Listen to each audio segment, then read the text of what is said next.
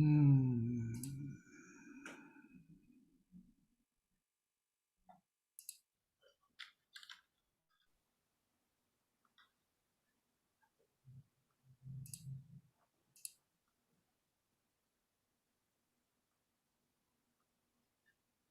Hello. Good afternoon. Good afternoon. Good afternoon. Hello. Good morning, Santiago. Morning.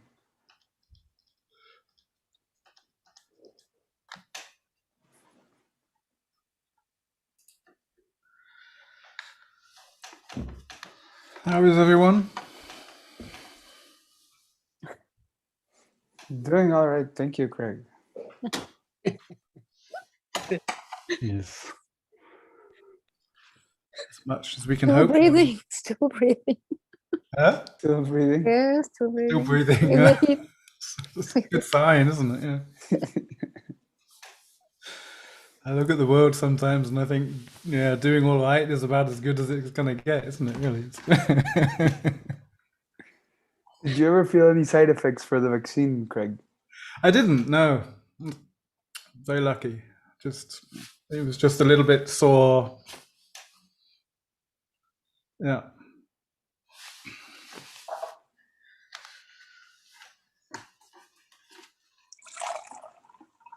So, shall we dive straight into the homework? Your transfer attempts. Who wants to start? Let's have a look at what you were doing. Pick someone, Craig. No volunteers. Nerea, you can start today. What was it? Wait, something you put in the file here. Share it with us. So it's the homework from last week and this week. Yeah, this sort of going from one language via the... Yeah, this I did last week. Oh, wait, I show you. I have to show you. Partager l'écran.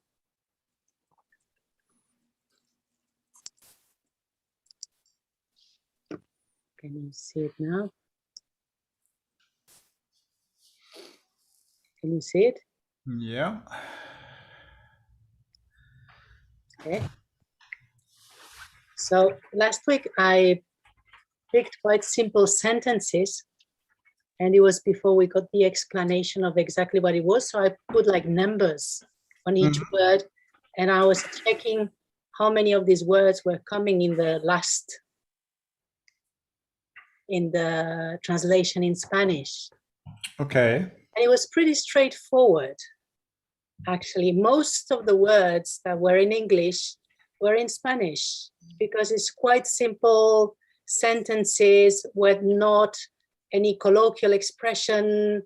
So it was like, okay, it's quite mechanical, it seemed. Okay. But this week...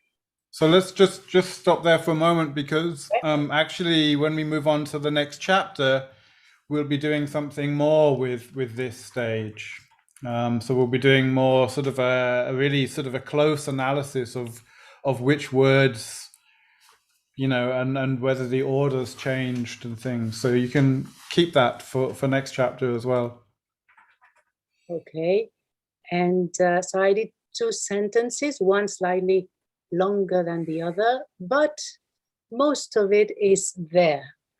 But this week I tried another sentence with some expressions like, oh, surely you are joking. Nerea, could you make it bigger, please? The percentage, just so it's easier to see. Yeah. Like this. Thank you. So this week I tried, just picked another sentence, and there was more idiomatic expressions. People would laugh and say, oh, surely you are joking. And you would have to say, well, but not that much. Then she would say, one thing though, was that if you were writing poetry, it was somewhat safer to be a woman than a man. And in Spanish, if you take it literally, so the same number of words, there's a number of each, it would sound like it's Spanish, but there's something a little bit strange, but it's very correct. It's correct Spanish, but the literary translation was still distant from that choice of literary. So I don't know if it's worth me reading in Spanish, but especially here, for example, the first sentence, oh, surely you are joking. If you take it literally, you can do it. Oh, seguramente estás bromeando. Oh, surely you are joking, with the gerund, and it's totally correct Spanish. But the translator decided to say, anda ya, estás de broma. Okay. So this is very Spanish expression, anda ya. Like, surely, it's like, come on. Mm-hmm. Yeah. So then is when we see the jump from one to the other in literary translation. Okay. Yeah. Made me think a lot about how we do in Tibetan, which is much closer to this first stage. At this stage, because we are trying to get the meaning. Now we are looking, and I think you really need a good command of the language to be able to go from this to this. And the culture and everything, all the background, what it means. Yeah. And for example, this, I noticed this in gray, I noted the things that sound Spanish, but where you take some distance from the original. For example, in English, you would say, if you were writing poetry, it was somewhat safer to be a woman than a man, which you could perfectly say in Spanish. Si escribías poesía, era más seguro, safer, to be a woman, ser mujer que hombre. It's totally correct Spanish, but doesn't sound as good as this version. Sin embargo, era menos arriesgado, is less risky for a woman than for a man. Era menos arriesgado para una mujer que para un hombre. So the meaning is inverted to make it sound more Spanish, more natural language Spanish. So the underlying meaning is not inverted, but the adjectives have been inverted, and therefore the adverb has been inverted to match the inverted adjective. Yeah. It was very interesting to notice that here many numbers are missing. From at the beginning, I thought, what is this exercise? We just put numbers. But I thought, okay, I play the game. But it's very interesting as an analysis, because you see how many numbers are missing and which ones, and then what is added. Like we were talking last week, some things, when the meaning is not clear, like when the kernel, we have the kernel, some things we have to add in some languages or the others. Like in English, you can only say, then she would say, but we don't know to whom she's saying. In Spanish, a continuación les diría. Not who says, she says is in the verb, but to whom she's speaking, you have to add it in Spanish. Which is not Yeah. Yeah, we looked at that last week, didn't we? The sort of the features of one language that have to be there, but don't have to be there in the other language, things like that. And then I played around with the kernels, like you suggested last week. We take a Tibetan sentence, we take the kernels and then try to make translations in different languages. And what happens? So I took na gompa kanila zupayin, tampo julsa de tanla kanden chonkor serwe gompa chechun sampo shi yobari. So I went to different gompas. First, I went to one in Tsang, called a gompa called Kanden Chokor, of moderate size, one that was. So I put the objects here. I did. It was very useful to have Santiago your file there. I don't know if this is correct or not, but it was a good game. And then I tried in English, Spanish, and French to take keywords and then make the sentence, see what happens. And then it becomes very clear what happens when you translate from English instead of from Tibetan. So What do you mean? it made me think a lot about all these translations. We are reading translations from the English, not from the Tibetan, and what distance, what gap, how the gap goes much bigger. Okay. Original. For example, this is very simple sentences. So it's I, monastery, two sorts, the verb to join or enter in the past, in. First, in Tibetan is the place I entered,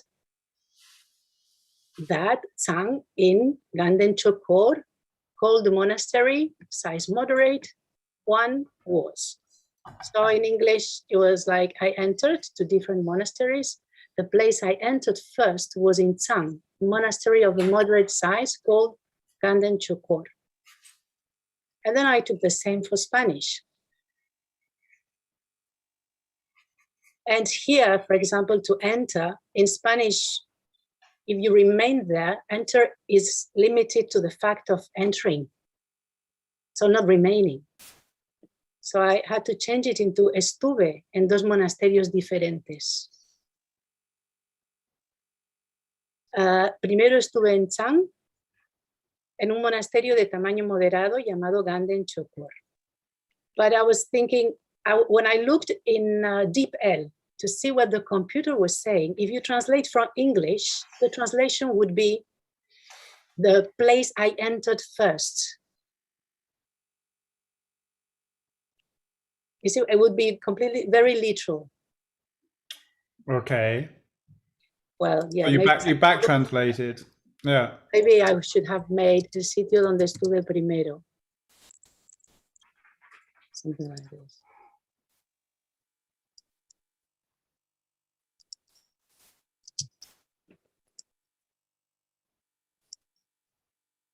Then I would miss a verb, but I have to think about this.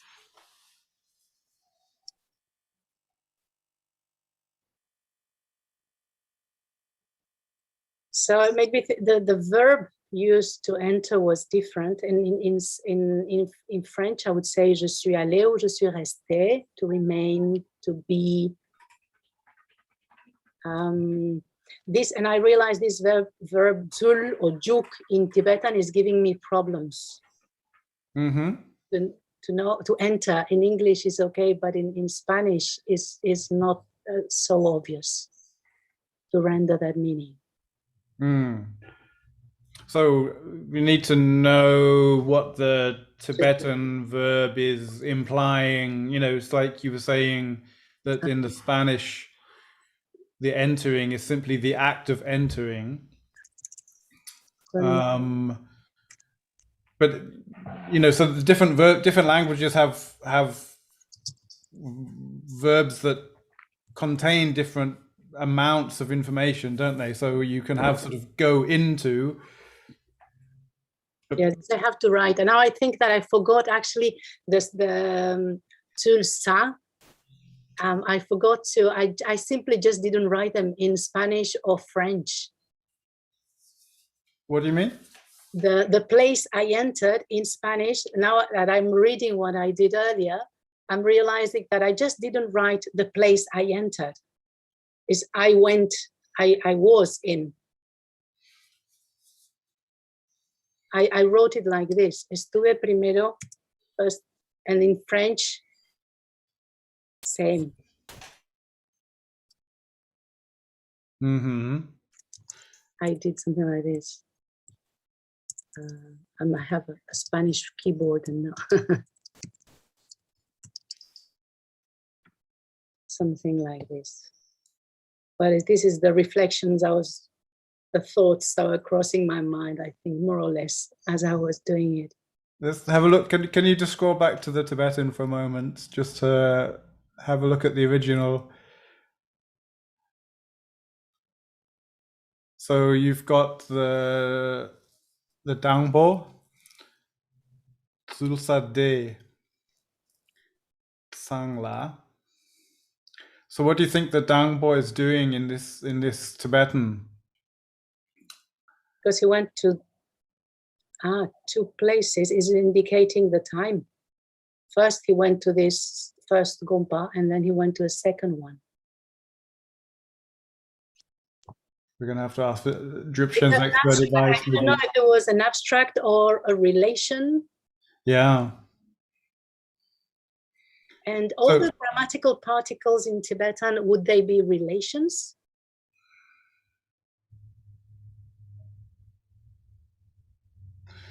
So these Or the abstract? spec- Shik also, I didn't know where to put that. I put it in abstract, yeah. yeah. So we need, you know, one of the risks, you know, which is, you know, we're trying to discover the risks because we're trying out something, and so we're gonna, you know, making these mistakes or learning about these risks. You know, when we sort of separate things out into these kernels, these building blocks, you know, we run the risk of separating things that belong together, or making the relations between the parts less clear because we're putting them into tables and taking them away from each other. And in the original, you know, in the source text, they are in their natural habitat with each other, so we can see more clearly their relation to each other. I had a doubt there concerning this. This is one kernel in itself of not Serwe Gompa, a Gompa called. So I was wondering if this was 2 or 1. Mm. How did I put it? Serwa, the Agigu I, it's an abstract, and the Gompa is here. The Serwa, the verb is an event, the Gompa is an object, but the Gompa called, I didn't know if it was, is an idea actually. So I had doubts. Yeah. We're going to have to call on Drupchen, our kernel expert, to help us out on this one, I think. Yeah, no, I think this is an embedded sentence. And So all of as it, an embedded sentence, then it is, you can just think that there is a Gompa is called this. yes. So this is, All of take it this would be as an independent sentence, and then you embed it into the higher one. So in that case, then yeah, Okay, so all there this would be a be verb, one. and Gompa would be, yeah, you would not keep them together. Okay, you still separate them to consider them a kernel. Yeah, but this is talking about the analysis of what the sentence in Tibetan means. I don't know how much we can benefit from it here right now. Well, what we're trying to understand is how to use this technique of Okay. of stepping away from the sentence and trying to find the meaning within, you know, trying to find a more universal way of depicting that meaning. But yeah, to do that, we do have to understand the Tibetan sentence, of course. You know, we have to. So we're, you know, Yeah. and Yeah, and we must have- assume that we have a thorough understanding of the sentence before starting to translate. yeah. So this, you know, this is not a technique for, how to say, not a technique for helping us to understand the Tibetan. As Drupchen just said, we what we're doing is we're learning a technique to help us translate. So we have to assume that we thoroughly understand the source text. So here we're struggling a little bit because Because we we're struggling to understand the source text.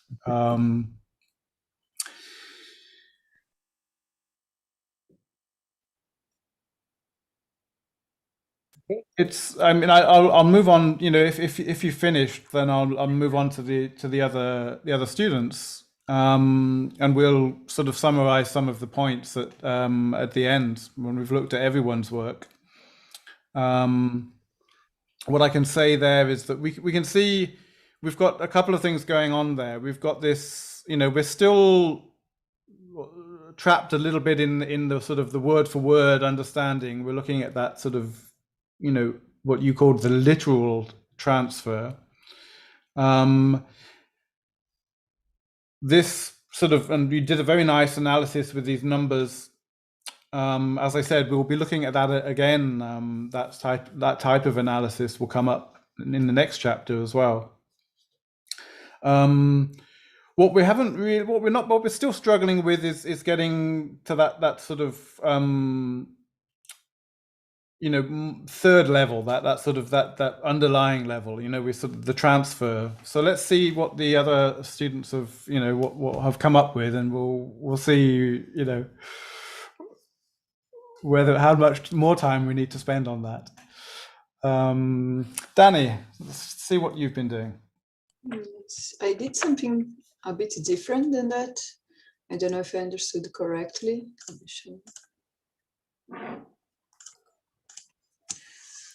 I got this, and I try to do the process like this. So the source language would be this: eu sei de muito pouco. Then the analysis would be what I have here. Sei would be saber, eu, muito pouco. This I put in red here because could it change a bit the meaning of the sentence. Then I would have to talk to the author, who is not alive anymore. Then I would have to talk to an expert of this author to know exactly how to put this in English. But let's suppose that this is not of much importance. And then this would be the transfer that I found on the translation. Would be they changed it to this is would be the more or less the correct one, and this is how they do it. Instead of to know, they use the negation, do not know. And then and instead of very little, they put much. So they restructured the sentence as I do not know much. But a better way to do this would be I know very little, a very rough translation. So they changed the emphasis. Yeah, no, instead of I know, they put it, I do not know. I would consider this not so good. Too much change. And then here, the second one is, mas eu tenho a meu favor tudo que eu não sei. Then I have these chunks, tudo que eu não sei, mas ter a meu favor. And then the transfer would be more or less everything I don't know, but having my favor. But they changed it completely, the sentence. In not knowing, but there are certain advantages. And then the sentence would be, but there are certain advantages in not knowing. But actually the translation would be, but I have in my favor everything which I don't know. So I don't know if this was more or less. Okay, let's take this like step for step.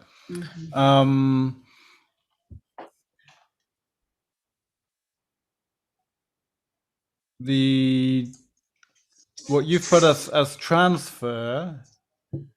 What's the difference between the red and the green again? The red is the actual translation that I found, and the green is my version of it. Okay, and that's the transfer level. And then you're restructuring it into the correct English sentence. Yeah. Right, got you. So you're saying that they transferred the elements as do not know I much, and then restructured that to I do not know much. Yes. And you would analyze the elements as to know I very little, which then restructures to I know very little. Yes. Okay. The meaning is, of course,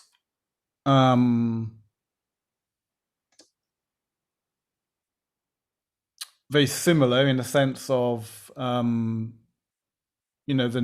knowledge is not complete, or the knowledge is not abundant. Yeah, sort of, but the thing is, in Portuguese, this would not be common to say, eu sei de muito pouco. This is not a common phrase. A common would be, eu não sei muito. It would be I don't know much. I don't know much. So in this version, it is losing how the author is putting this. Right. So, because I was going to point out that in English, it's not, it's less frequent to say I know very little, and it's more usual to put the negative at the front. So I do not know much. Yeah, same in Portuguese. Yeah. And this is one of the examples of the things we were talking about last week, and what Nerea has also already mentioned today, that the languages have features which are simply there as a default in the language. And one of the features of English which does cause problems is that we often transfer the negative to the front of the sentence and put it on the auxiliary, the do. And so you're not really sure where that negative belongs. I think I put an example in the rewritten notes from last week about those sentences I gave you. That the negative in English, it could mean, I think it could mean three different things really, because in spoken English we would emphasize something, whereas in written English you don't see that emphasis. So that's simply a property of the English language, and you're telling us that that's probably similar in Portuguese. So that's something that a translator has to be aware of. So I would, I think what you have pointed out is very valid, very important. But I like the, that's the transfer process, quite clear there, sort of, move on to the next one. And again, you've done the same, yeah? The red Yes. one is how they transferred it. Yes. So you've broken it up into the elements and put the elements in English for us in the transfer level, in not knowing, but there are certain advantages, which has been restructured to that. Or alternatively, you could have the transfer as everything I don't know, but have in my favor, which you could restructure as in green.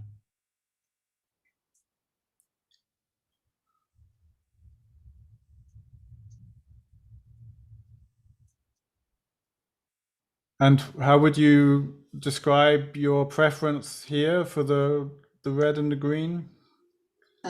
I think they are very different in the restructuring. I have a completely different feeling about, but there are certain advantages in not knowing, but I have in my favor everything which I don't know. I think they are completely different.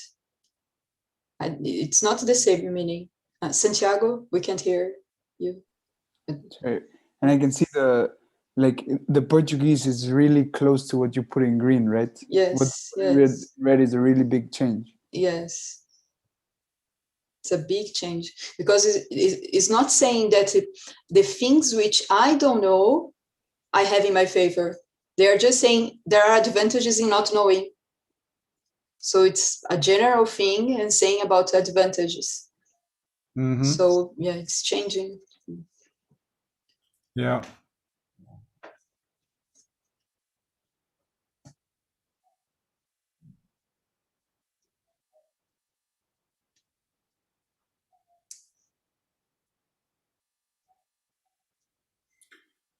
Any other comments from the other students? Could this be a little bit similar to Narea's example in Tibetan, where one of the big things here is how they understood from the Portuguese to the English, instead of how with Narea it was from the Tibetan to the English, right? Do you mean to the transfer level, sort of? Yeah, to the transfer level, the actual transfer part seems like they took, like, or they took too much liberty, or they didn't understand the Portuguese enough, Yes. maybe. So if we look at that, can you just scroll up, Danny, to the diagram of the process? Maybe make it a little bit bigger. 'Cause so if we look at this, you know, the process of going from the source language to the transfer level is labeled as analysis. Yeah, so quite clearly that is a process, and quite clearly we need to have certain skills in order to be able to do this well, and quite clearly we can do it wrongly or we can do it differently. Yeah, we can analyze something differently or incorrectly. So, you know, we have to be aware of that. This is, you know, this is a process with steps, and in every step of this process, we can and we will be building in things which could be mistakes or could be some form of change. Yeah, and in the next chapter we will be looking at you know, sort of the terminology we need to talk about what type of changes are happening here. You know, are we, you know, transferring, transposing, adapting, and things like this. So we can start to talk about this analysis in a more sophisticated way.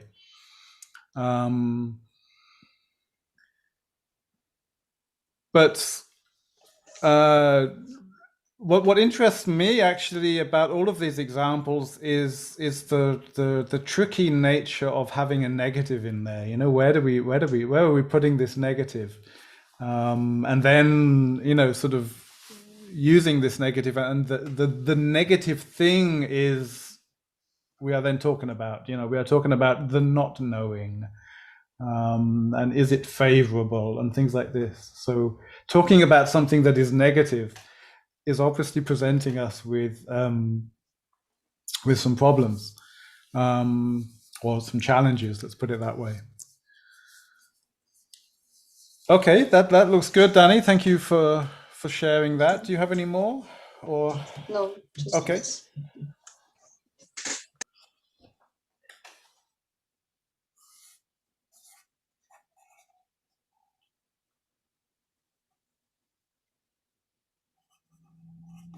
So who wants to go next? Katarina. Okay.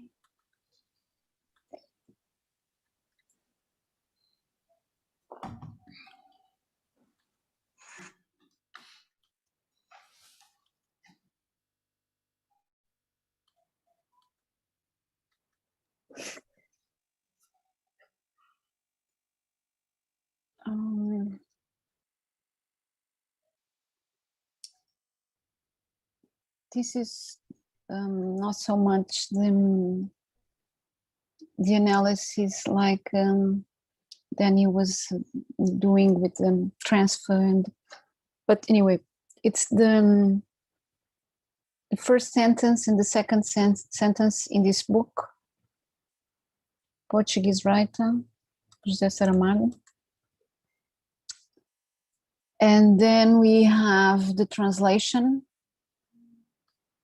from Penguin Classic, publisher by this guy, Pontiero.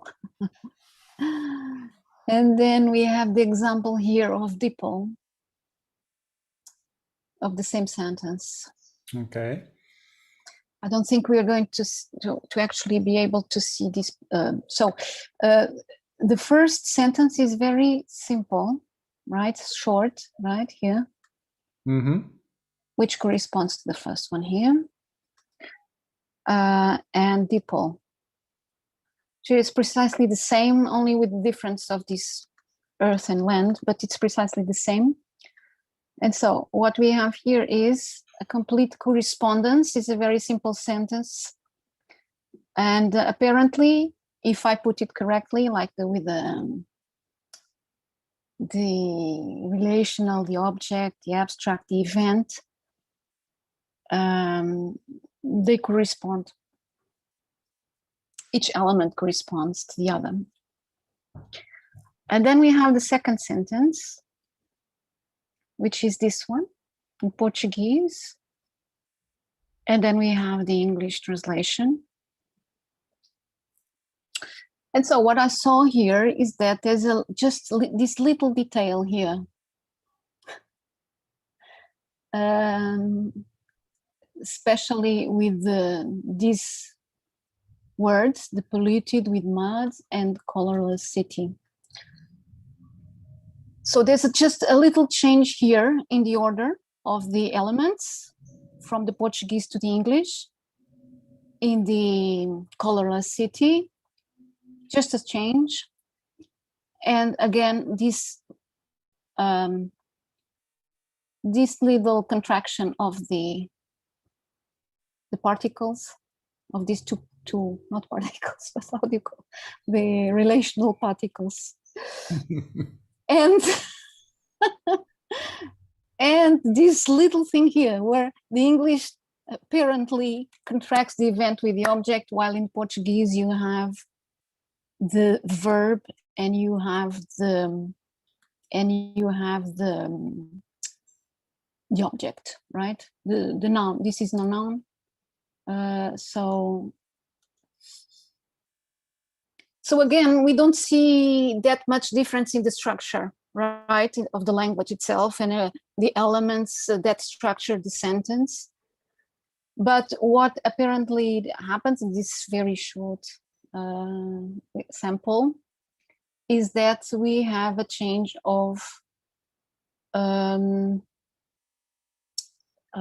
synonyms, maybe a connotative choice, right?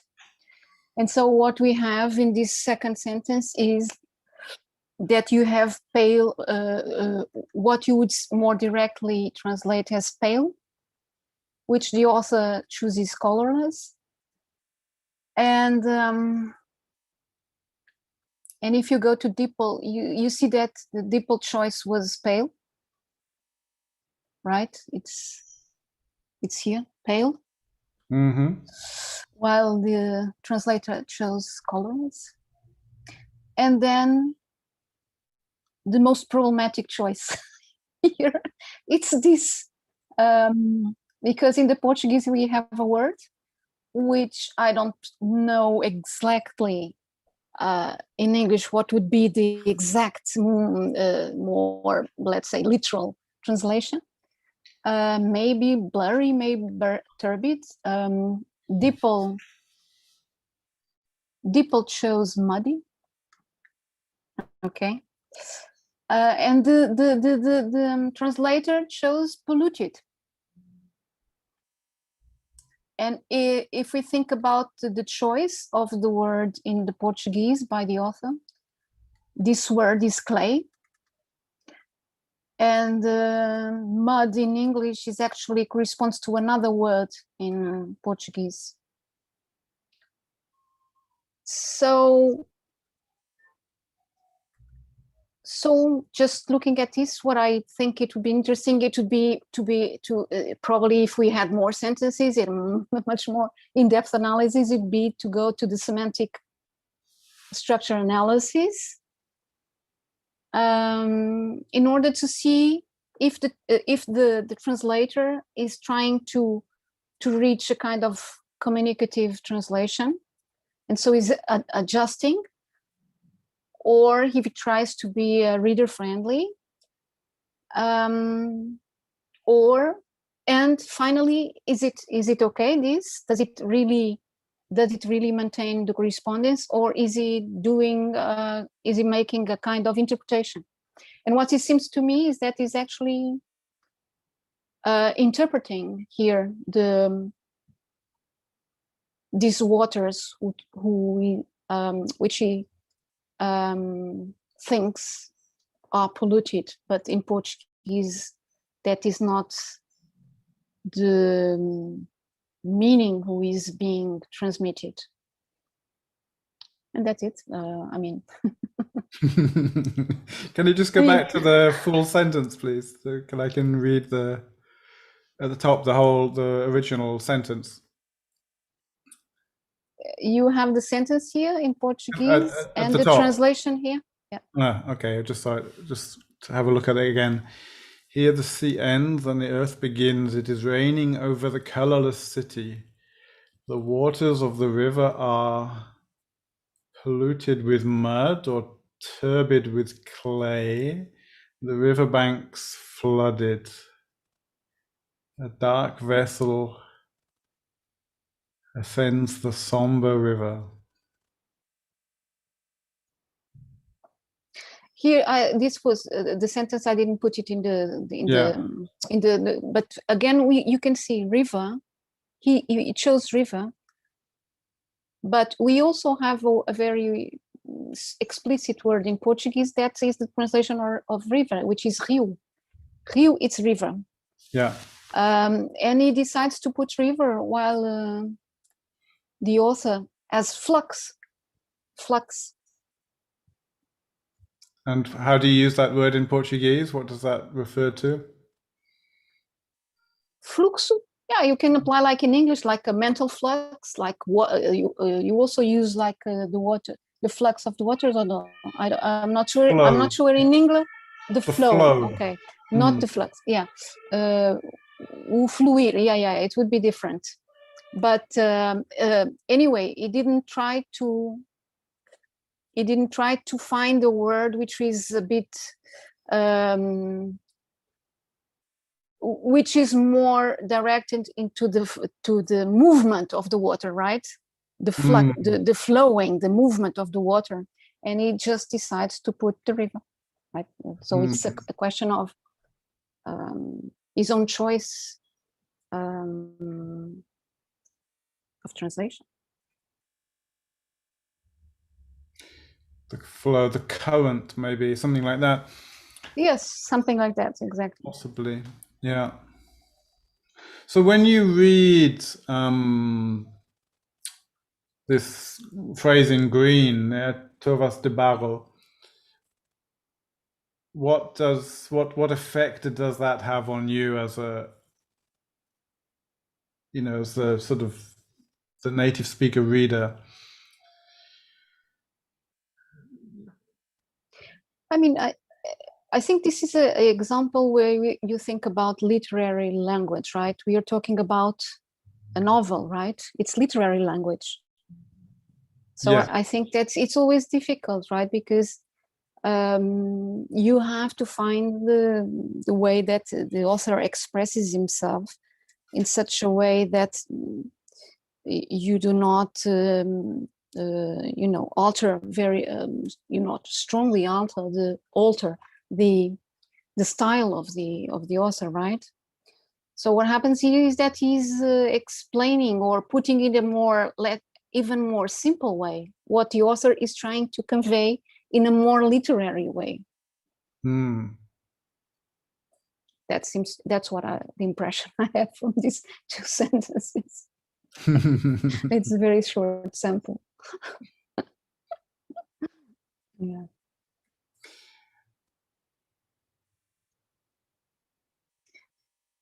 Yeah. And even we think the waters of the river, the verb in Portuguese here, correr, it's like they flow, and they are like eventually muddy or something like that. And then he just says the waters of the river are polluted. So it's like an explanation. The waters of the river are polluted. So it's like an explanation of the.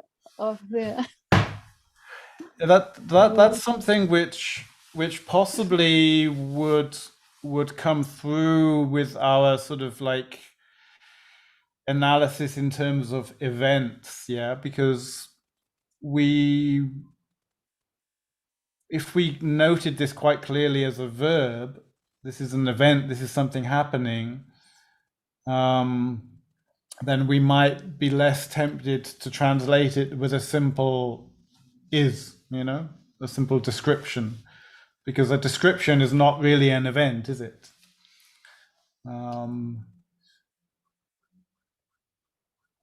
So if we, you know, if we were doing that sort of that breakdown, as you did, you know, you can notice that. Did you pick that up in your little table there, that there was a? No, I mean, my interpretation of this seems to me that this is very much, even when you're referring, sorry, when you're using the verbs, this is very much a very descriptive, right? Very descriptive, right? So I don't know if these verbs are events or if they are objects, because when you say there is here, it's the verb, there is floods. I mean, right, that was there what you is picked up, this verb looks like it's not really an event. It's more part of the thing itself. a description. Yeah. Yes, of the description. And again, these of the river, the waters flow. Yes, it's an action, but it's so much a description that I don't know if this would be event or not. But anyway, that's why I don't know. What do you say, Drupchen? What the use of event in this sort of type of analysis? Is it something we should restrict to sort of more active verbs, or does it cover the verb to be as well, the description type things? I'm not really sure about that, but from what was in the book, when they had this analysis about sentence, let me read that. So yes, it was the analysis of creation of the world is B is performed by A. It looks like something more active. Or will of God, B, who is God, performs something which is a will. So it looks like they're staying with something active. And yeah, usually in syntax, when you talk about verbs, yeah, you even have languages like Turkish who totally remove verbs like to be. And you just say house, white, and that's enough for a sentence on its own. Yeah. Yeah, and so in syntax, usually, grammatically it is a verb, but then if we go in the meaning, then it's not really a verb anymore. Yeah. The Tibetans don't really talk about it as a verb, do they? They always have verbs, yes. It's like our languages, yeah. I'm sure I've talked to Tibetans who would, you know, if I said like yin and ye, they would say, "Ah, jasik mare." Ah, yes, because they have their own. This is something that linguists always kind of say, is that you should never ask natives about how the language functions. You should ask them to speak, but never to explain their own language. Yeah, okay, but they have their own way of talking about it, so that you know, exactly, the Tibetan, you know, the chatsig is like a doing word, and that's the way we, you know, in like, you know, children's English lessons, we also talk about doing words instead of verbs, and I quite often in my English lessons, I find it useful to try and sort of get my learners to not think of to be as a verb. You know, I mean, it quite clearly is called a verb in English, but I question that with them, because, you know, most of the time in a to be sentence, there is not a lot happening really. No. Yeah. So, yeah, thank you, Katharina. I think you've highlighted for us a couple of interesting things there, you know, especially this, what we've just been talking about, what is really an event and what is not an event. What is a description using a verb like flow or something like this, you know, where we're sort of talking about something like that is, you know, we're describing something that is active rather than we are describing something which is just there. So I think, you know, as we're doing this analysis, this is something we can look out for, definitely. Also, I think, again, you did a very word for word analysis, and I'm not saying that's wrong, because that is exactly what's, you know, what they're doing in the book as well. But increasingly, as we go through these examples, I'm sort of like striving for sort of a transfer level which is beyond that, you know, that's somehow not so closely tied to the individual words in a particular language. So I'm sort of, you know, striving for an analysis of the situation which is very sort of somehow like a flow chart, you know, with an event and a description, you know, which is not in the event, you know, because the event is maybe the sentence with this doof, doof, doof, and then there's a description of this bit and a description of this bit, you know. So I'm sort of myself, I'm longing for a sort of a more sort of visual description of this underlying level, because this underlying level is what we're trying to do is to look at the contents, the sort of the underlying meaning. So for me, it would be interesting to try, and you've got the sort of the, you know, the source language, and you've got the target language. Whoops, I'll get this on screen. And for that sort of third level in the middle, it would be nice to have something neutral that was not depicted using sort of like English words or Tibetan words or whatever. It was somehow sort of depicted using pictures or something completely different, you know.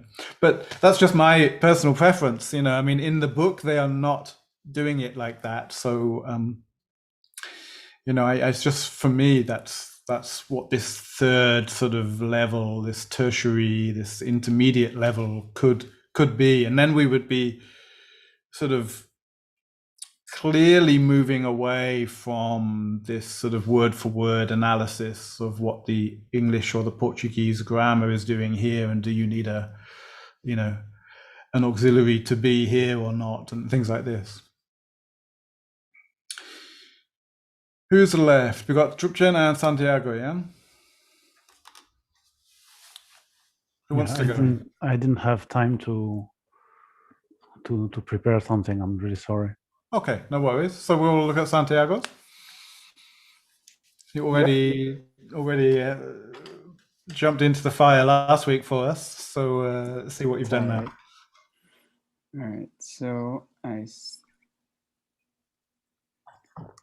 so here it is. 1 second. So this was what I did. This is what we did together yesterday, last class. Yeah. And then this is for this class. So a few things. First, it's another excerpt from 100 Years of Solitude, which is awesome, by the way. So the first thing I did was, even in this first level, I first did it. I still remembered, and it helped me a lot to think of it kind of like as a movie that you and Drupchen were talking about. So I ended up changing for the first level, changing the structure of the sentence just so that the movie would change. So it's talking about how a town, Macondo, like woke up in a stupor, and they were, this is a really tough word and I'll get into it, but kind of like bewitched or something like that by a sort of guitar that was like out of this world, and with a voice that was singing that was very beautiful. So I separated first in 3 big chunks of the movie, right? So there was the guitar playing, the voice singing, and then the town waking up.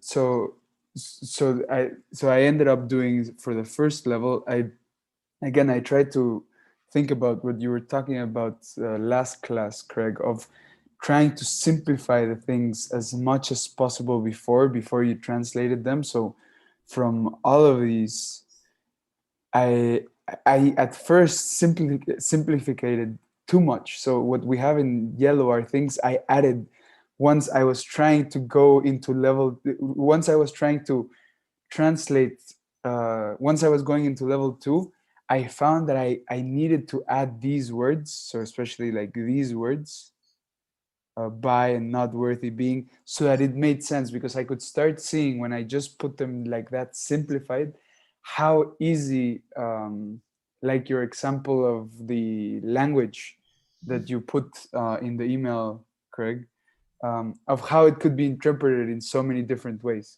So I wasn't completely sure. At first, I wanted to simplify it as much as possible to get the main like the main words there, but it was too cut.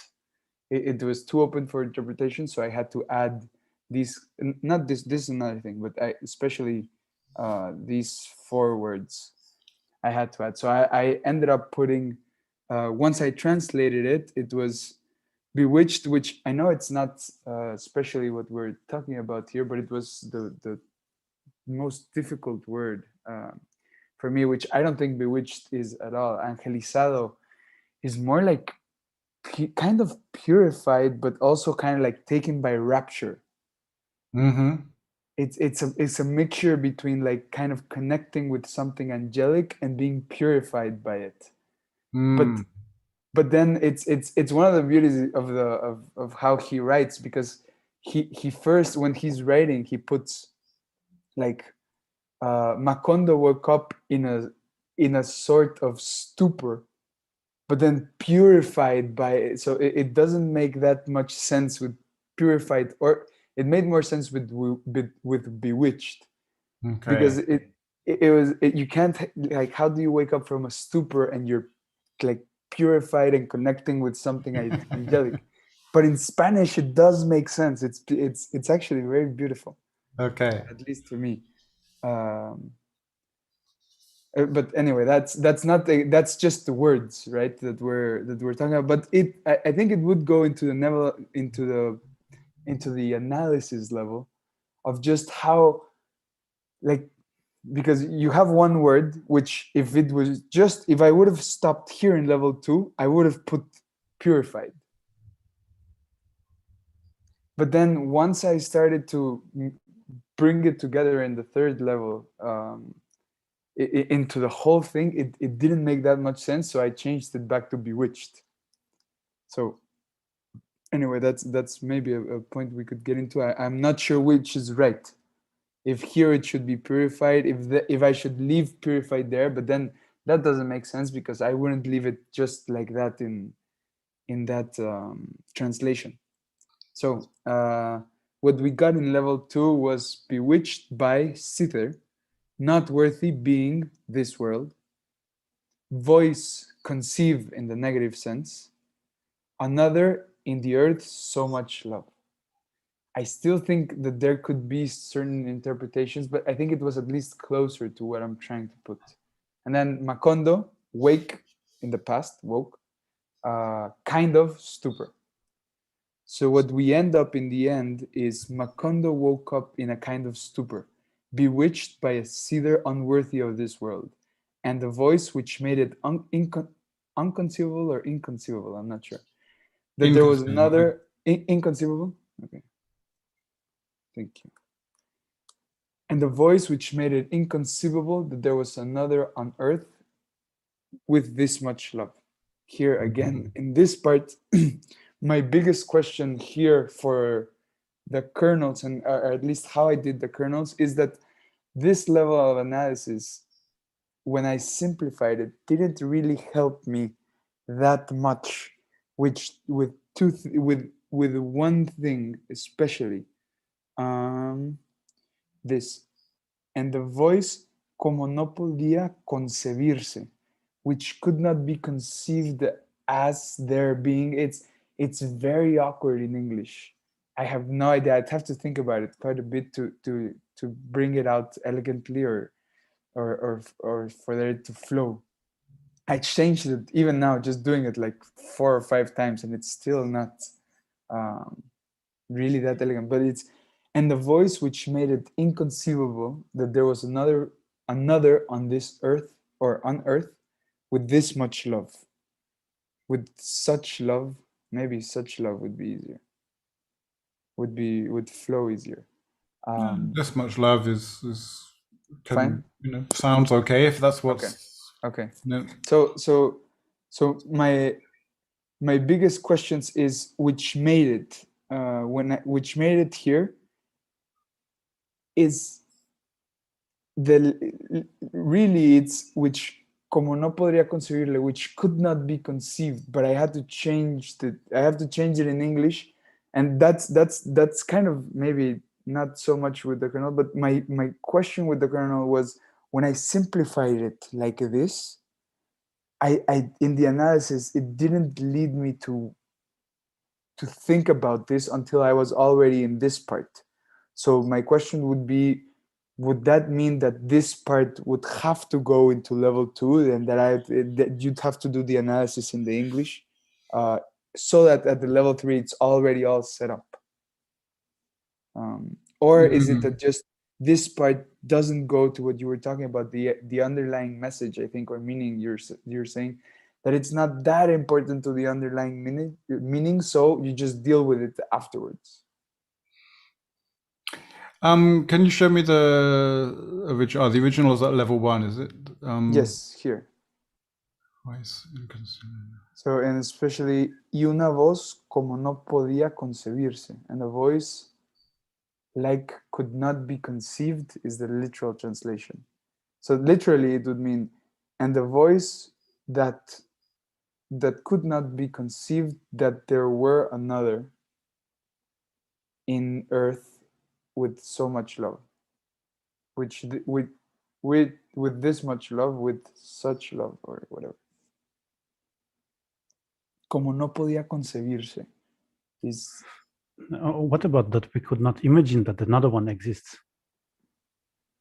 And the voice but that's really instead of conceiving, imagining, but then it's again which could not be, or como no podría concebirse, which you could. What did you propose, Drupchen, again? So a voice which could not, such that one could not imagine that there would be another one in this such world. That. Yeah, but here the thing is that please. No, say like it shouldn't be possible to conceive. Like that it shouldn't be possible to conceive that there was another one. Drupchen's was mine was to imagine. Yeah.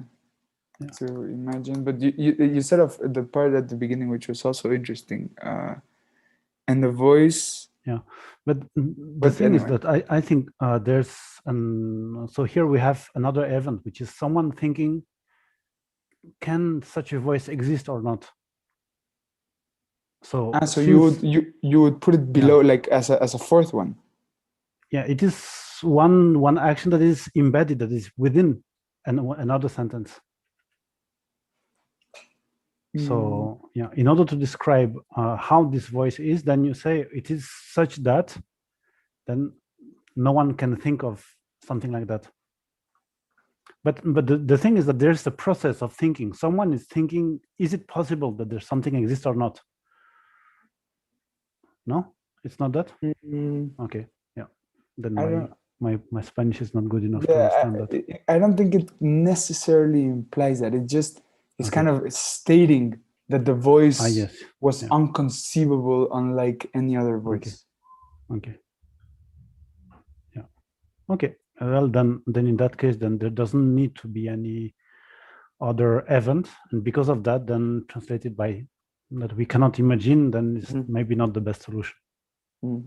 But also but I like the imagine. For me, the question, in the English, you have a voice which made it inconceivable. That is quite clearly an event. That there was something making it inconceivable. Yes. And my Spanish is completely hopeless, so I don't know whether that's the voice is not doing something. No. Yeah, you guys hit it right.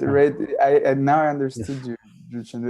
This is just me translating it wrongly. Yes.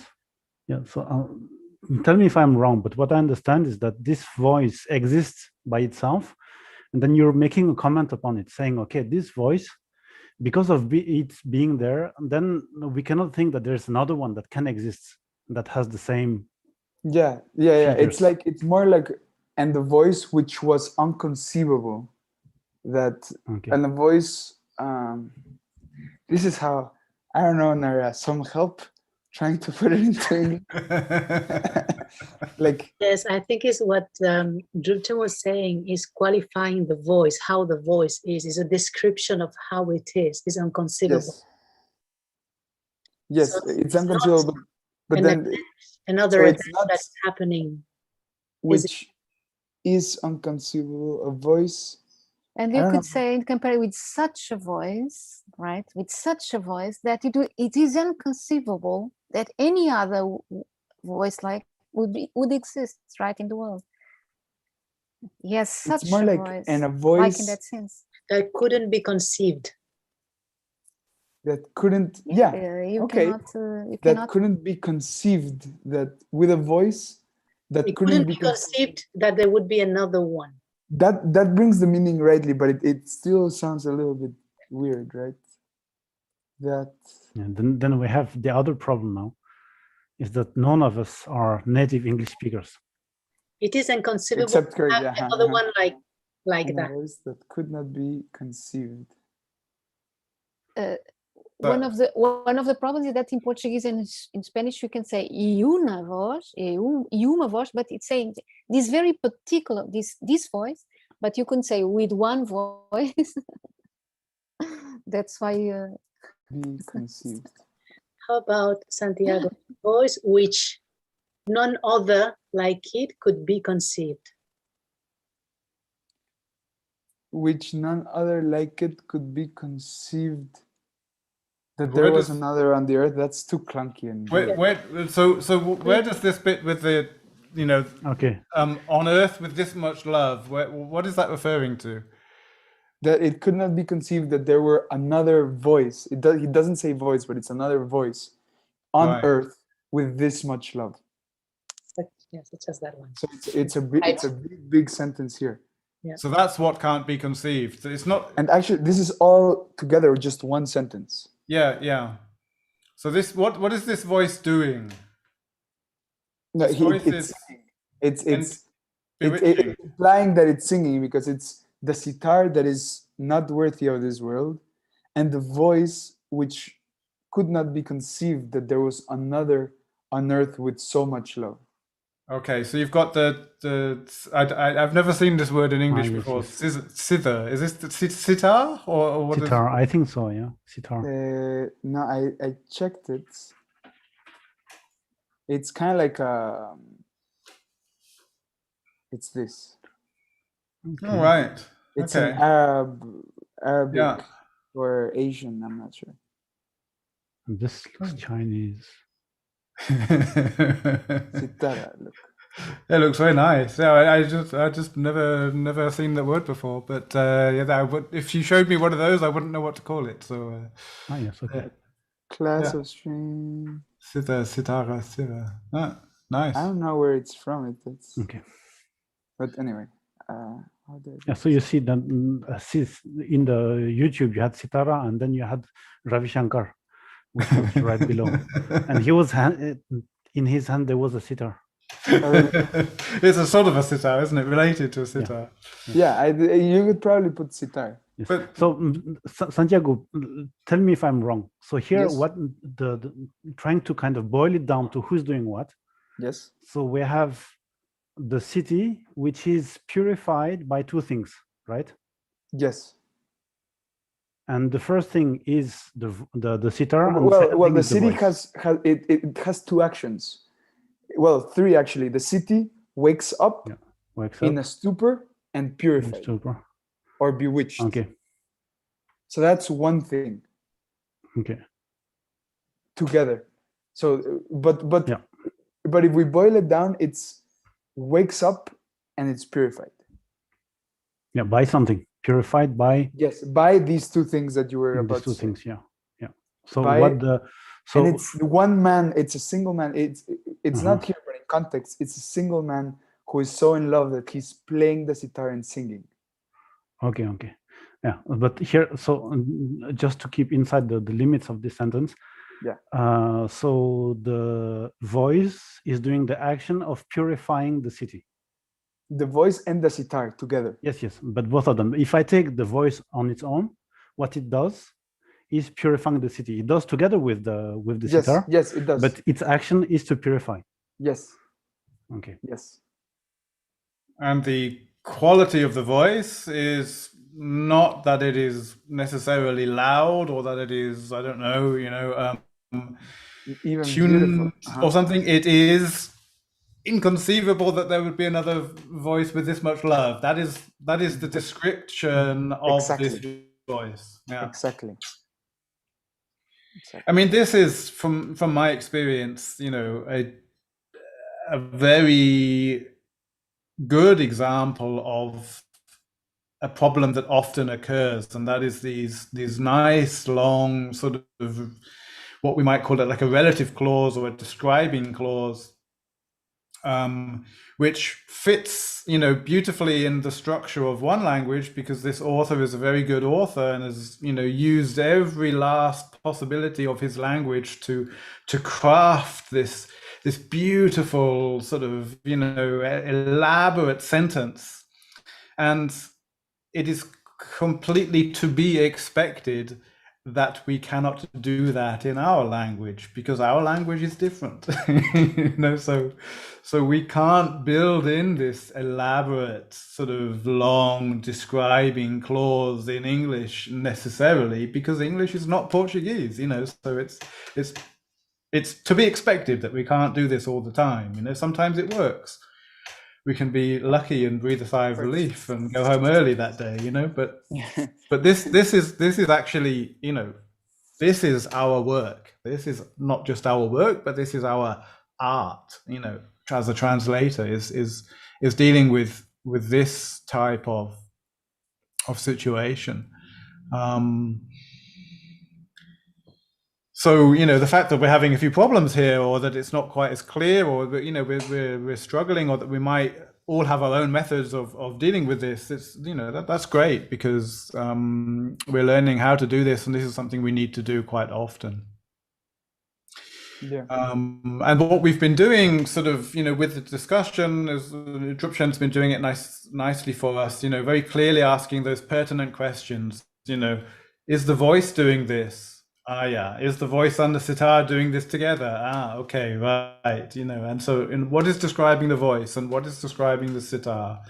What is describing the man? So that's what we're doing here. And whether we can do this very nicely in a Google Sheet, or whether we do it with a scribble on a page, which is difficult to transfer into a Zoom meeting, or whether we do it in our mind, because that's the way our mind works. That's for everyone to decide. But obviously, we're trying to share it with each other here. So my biggest question with this is, when we simplify this, the main point, just to see if I understand the kernels, the main point is to organize what is happening with what thing, so that then you can translate it easier. Yeah, I would say that it is two kind of, you have a complex action, you split it up in a list of simple things, then you can tell to someone, like what I was trying to do with Craig, and say, okay, this is what is happening. There's this aspect of the action, then this other thing, and then that other thing. Then give him all the details like that, step by step, and then tell him, okay, now you understood the whole situation. How can you spit it out in English, in correct English? Yeah. And so, of course, when you do the kernels, there's a lot of details that is going to be lost, because the kernels are not made, or you would need to make very elaborate ones with a lot of modalities. And because, for example, this inconceivable or inconcebirse, it has a lot of connotations that will go together with it. Mm-hmm. We tried for, let's say, 10 minutes to understand what are the actual connotation, and still it was not clear. So of course, when you try to reducing the action in very simple subject, object, verb, agent, and patient, etc., then we can't fit in everything. It's not expected, but it gives you enough clarity about what is doing what to have the general direction. And then once this is clear, then you can try to do something, which is actually what I was doing with the campus explanation. I was telling you, okay, if something wasn't clear, I say, okay, here, this one is doing this with this that way. And then I tell you now, you put that into your own language. Mm-hmm. So, yeah, it helps to have this general idea, not have the details, because it can't catch the details. It's a simplification. So obviously things are going to get lost on the way.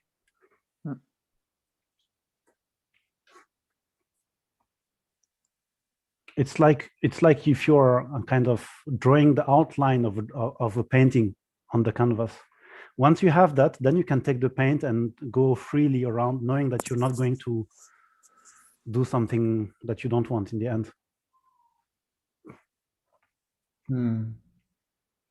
Yeah, the painting analogy was something I was thinking of a few minutes ago as well. Is that, you know, I'm not a painter at all, so I'm always amazed, like when I watch sort of like videos of a painter that maybe they've done like a time lapse of this painter as the, you know, from start to finish, and I'm always amazed at sort of at the beginning I don't know what's happening because I don't understand what they're doing. It doesn't look like anything to me, you know, yet, you know, and then but they know what it's going to be like, and they're putting in layers of color so that later when they do something else, this then stands out, or whatever it is that they're doing, you know. So there's a lot of preparation work going in, which I as a non-painter would absolutely not know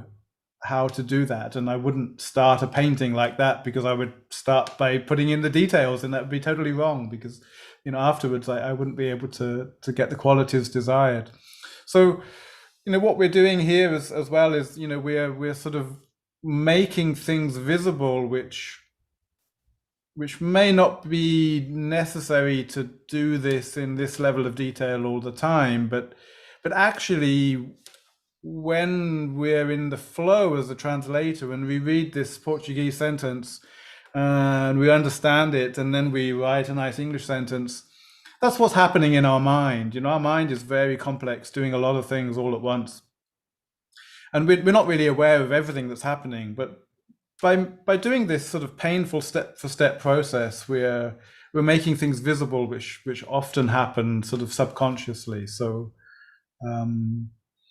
you know, and then when we realize that we've made a mistake with our quick subconscious process, we can then step back and try to find, you know, by using these analysis, we can then, no, hang on a minute, who's the voice, and is the voice doing this, or, you know, and then we know what mistakes to look for, we know what might be the cause of the problem. So, I mean, I do this, you know, in German quite often because German has, you know, a sentence structure which allows for quite a lot of intermediate information to be packed in between things, where in English you have to separate it out, you know, and so you have to sort of untangle things and then rebuild them in the English structure. And quite often I'm putting something at the end of an English sentence which was at the beginning of a German sentence, and I really do need to check, is it still clear who is doing that? Because in the German sentence, it was obvious who was doing that simply because of the proximity.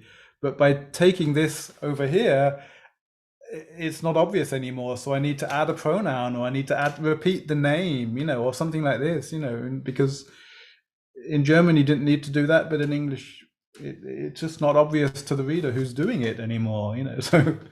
So these things, this sort of event analysis, or this, you know, what belongs to what analysis, does come in useful in those tricky situations. Let's take a 10-minute break and then come back and continue with this type of subject. See you guys in 10.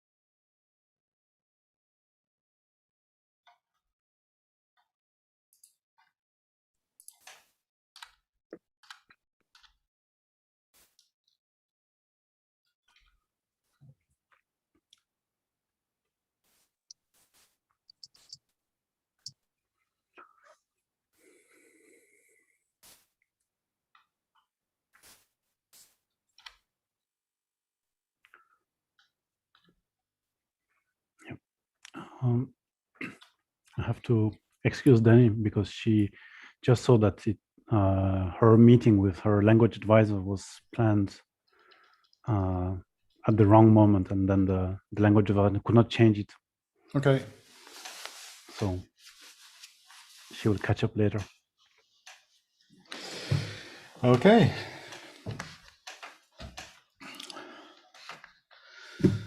So the next little bit in the chapter that I think would be useful to look at continues very much in an analytical way. So what we've been, looking at is one way of analyzing the source language. So I want to move on now and look at the next bit where they have this little table with the different relatives and the terms for different relatives. I think they call it componential analysis. What we've just been looking at, this transfer, I don't want to spend too long on something which we're sort of getting bogged down in, but I don't think we're quite sort of seen the light yet with it. I'm not sure. I mean, there seems to be a little bit of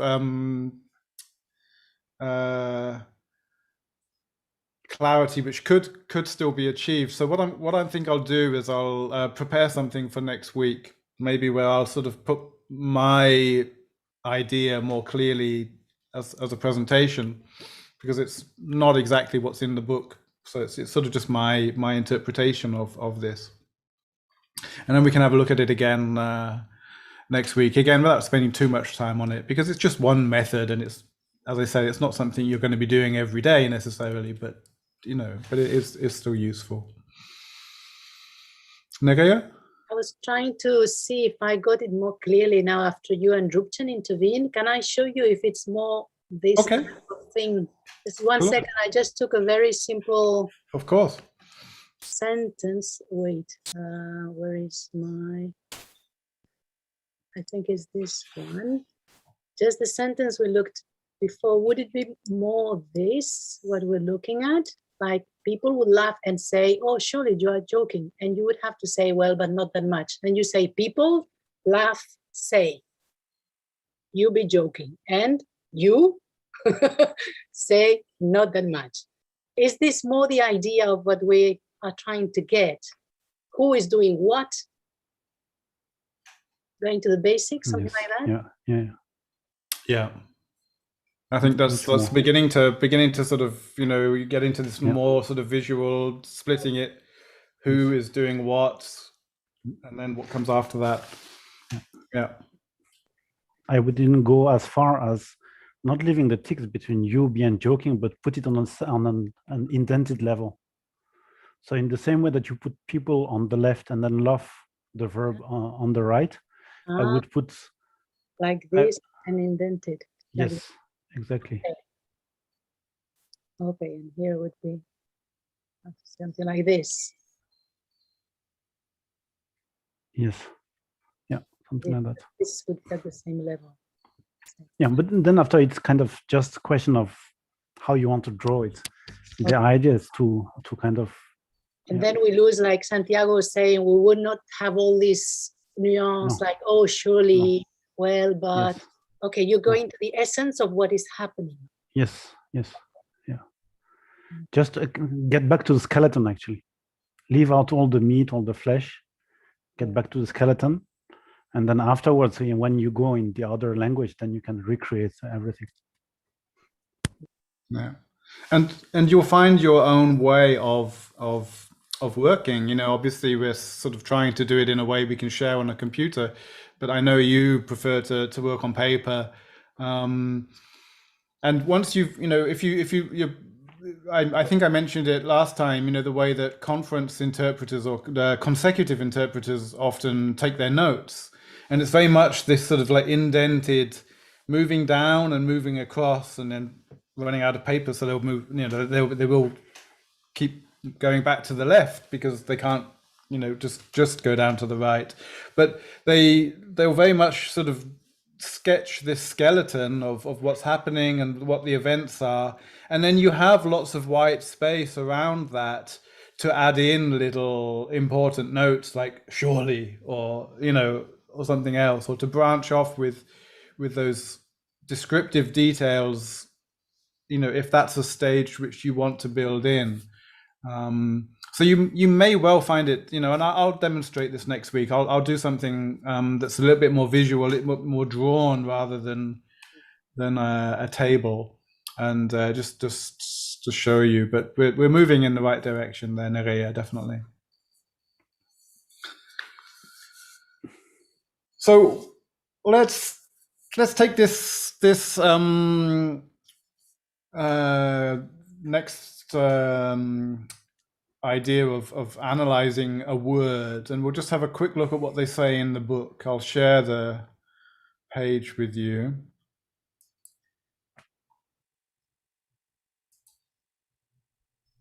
So probably need to make that a little bit bigger for you.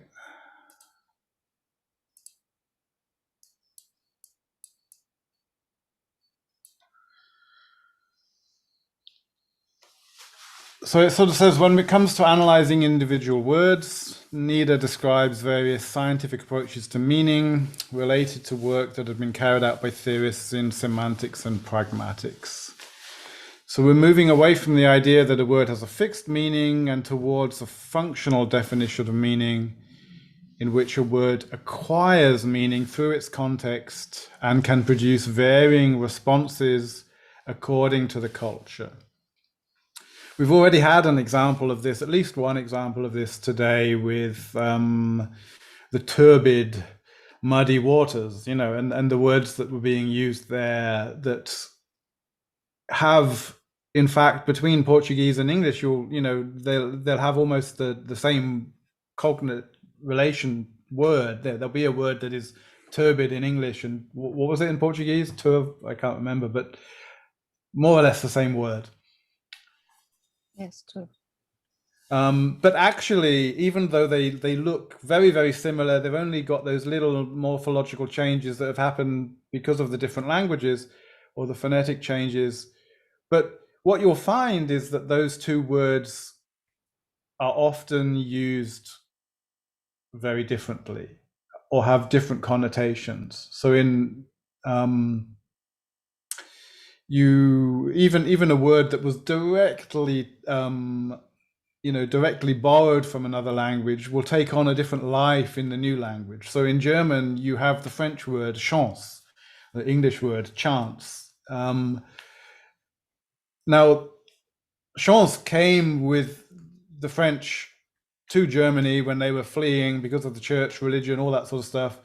And this, these words became part of the German language. So it's just, a word in German now, chance. But there is another word in German which means exactly the same, like Möglichkeit or something like this. And so this word chance has taken on a specific role in German. And it is no longer the same word that it was in French.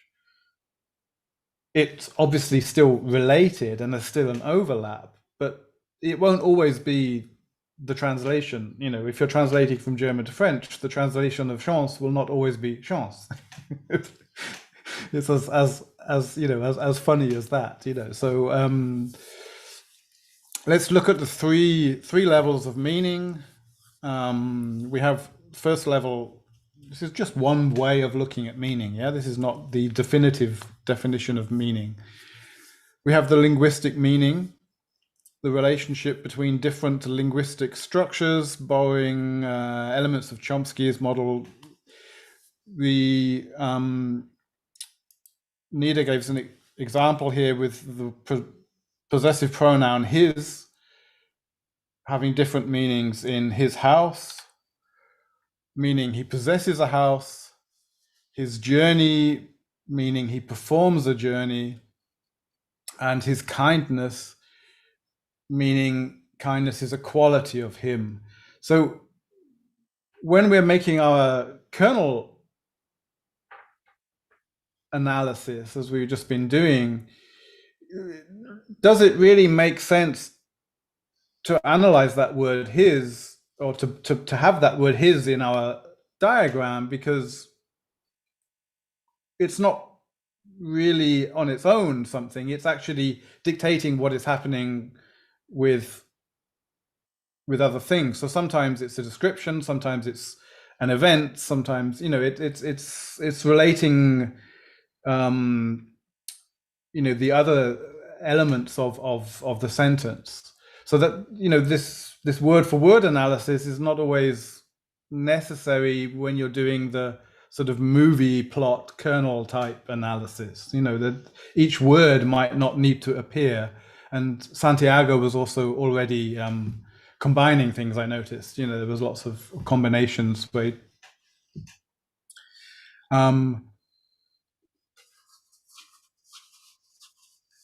the next meaning that referred to here in the book is the referential meaning, or the dictionary meaning.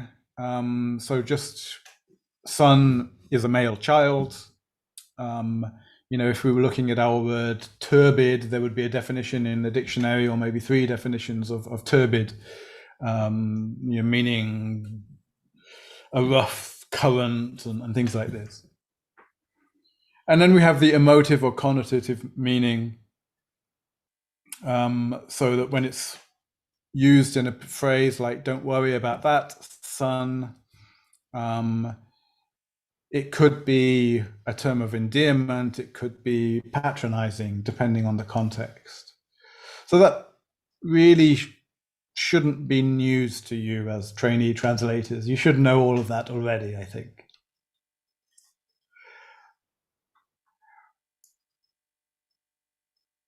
What the book or Nida now proposes is one way of analyzing this, looking at this meaning, and I just want to sort of look at this table.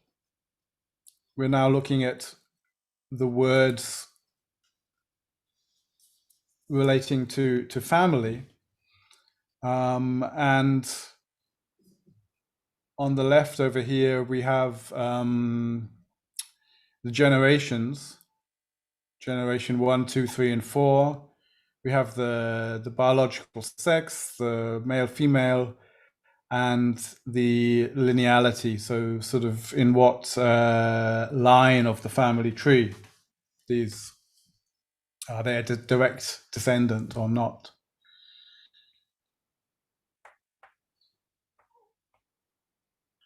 Why do we need to do this? Or why we don't need to do it all the time, but why might it be a useful thing to do?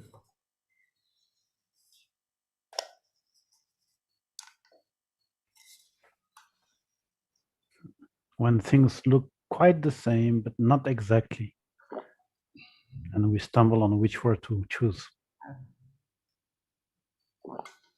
Okay, so would there be something obvious in French, for example, that might Yes. look different in this table? In this table, no. Would be quite similar. Yes. Portuguese, any differences? Spanish?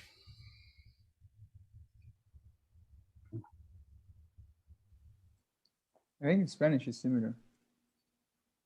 Yeah.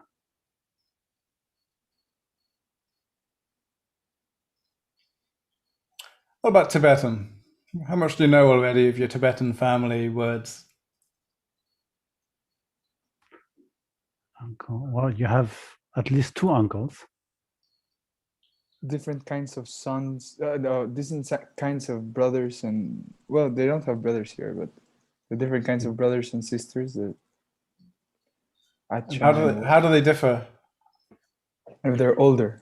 Okay. Yes. So what could we add to the table to help us then? We would have to. So it'd be age, but from the point of view of whoever is doing the chart. Yes. Yeah. Okay. Well, it's the same really as generation, isn't it? Because this isn't very clear here to me. Generation 1, 2, 3, 4. Like, I'm like, well, oh, here's father. So that's generation 2. Who am I then? You know. So Uh-huh. yeah. So yeah, age. What about uncle and aunt? You said there's different words, Drupchen, in Tibetan. Yes. Yeah. Maternal aunt and paternal aunts, and same for uncles have different names. Okay. Yeah. And then you don't actually, yeah. So different names, yeah.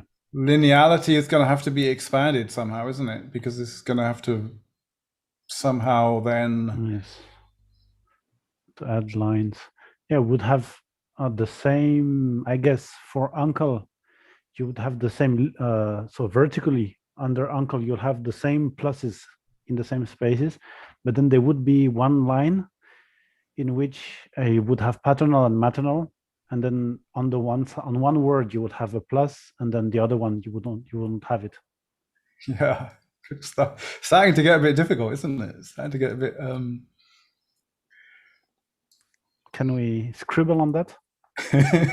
I'm just showing my PDF at the moment, so. Yes, but I think that on top of this, Oh, maybe. I can.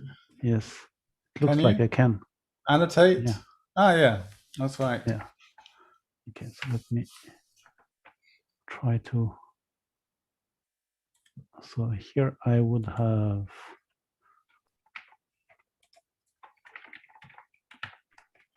maternal and paternal to the appear. So and then no, I'm not able to take them in, to move them anymore. Okay. Yeah, the annotation in Zoom is not particularly user friendly in my experience. But yeah, I haven't figured out how to use it anyway. Let's try it. Okay, and then I put another one just below.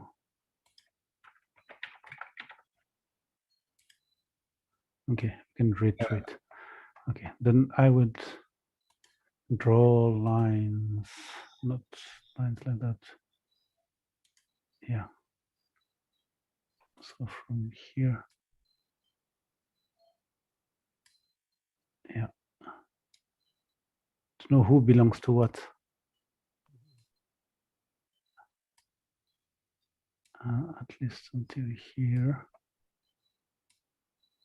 Uncle and aunt. And then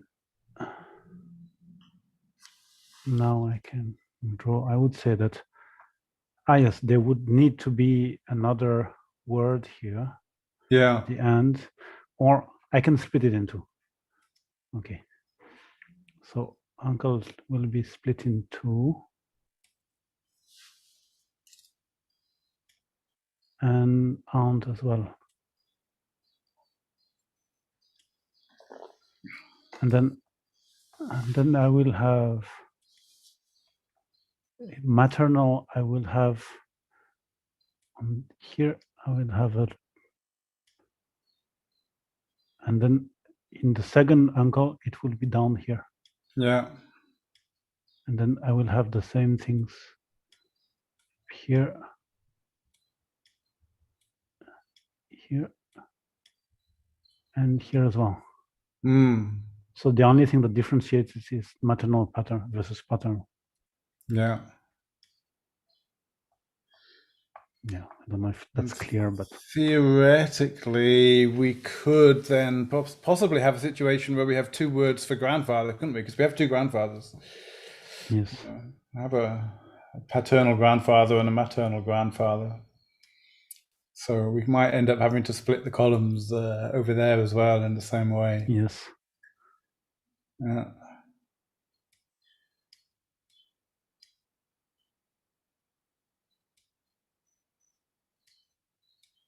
Something like that. Yeah. Yeah.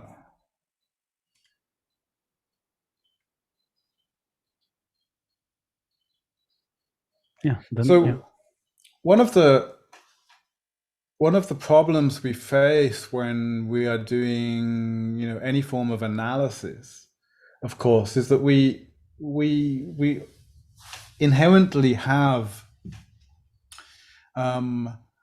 sort of our ideas of what is important. So we have this table, and we think, what is important? I need to analyze the words for these family relatives in this other language. These things are important: generation, sex, lineality, and then we come to another language and we realize, there's something missing. My criteria were insufficient, so my analysis is deficient. So this is the potential problem that we have with any analysis. I'm going to show you a video now that shows the different systems of, this is called kinship. So kin is the word, for sort of relatives, as it were. And so there's a linguist who's done a nice little YouTube video showing how there are apparently, according to certain analyses, I think it's 6 or 7 different types of kinship system around the world. So let's have a look at that, and we can see that we wouldn't cover it with this table. This table would not, even with Drupchen's addition to the table, we're not gonna get there. It's not gonna be enough. So let me share the video and move over to this one.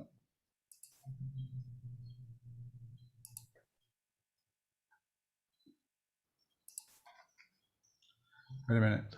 Just gonna do that again because I didn't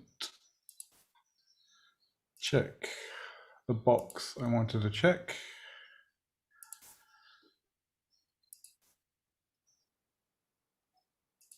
Translating your family tree into another language should be simple, right? Just pick a family member and look up the kinship term.